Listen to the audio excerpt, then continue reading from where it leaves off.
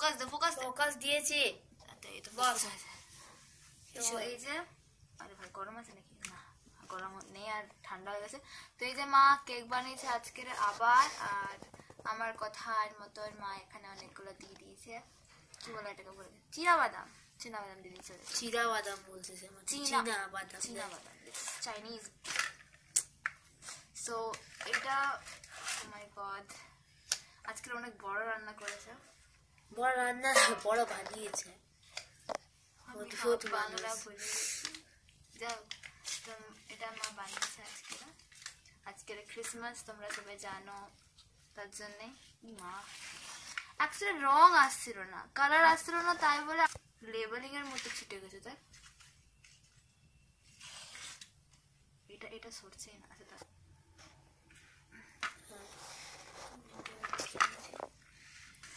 সাইডের দিকে ওঠানো হয়ে গেছে। এটা আবার হ্যাঁ, তো আগের পুরোটা তো থাকবে। মায়ে আসলে ভালো হতো, আমি কিছু করতে পারছি না। আচ্ছা ধর, দাঁড়া আমি এই কালোগুলো একটু সরিয়ে দিচ্ছি। সরার দরকার ছিল না ব্রো।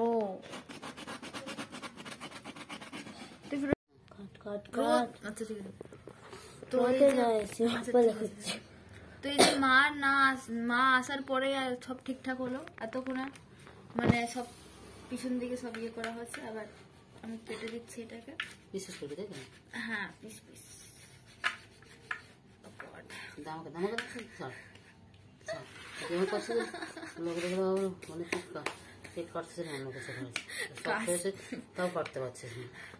কাস্তা দিয়ে যেরকম কাটে তোদের সফট হয়ে তাও তো পাচ্ছিস না, তাহলে তো কি বলবো।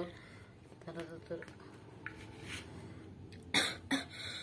একটা বড় কেক বানিয়েছে। এটা 3 কাপের দিয়েছি, বুঝছিস? কটা ডিম দিলে? হ্যাঁ, এটা দিয়েছি 3টা দিয়েছি।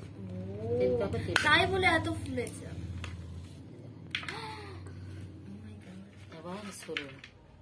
এই দেখো সব ঝালি গেছে, তাই না? ও মাই গড, হয়তো উপর দিকে অতটা কালারটা আসেনি, কিন্তু না অনেকটা ইয়ে হয়েছে। বেশি করলে কালার করলে ইয়ে হয়ে যাবে, পাহাড় হয়ে গেছে। ও মাই গড, কতটা স্পঞ্জি।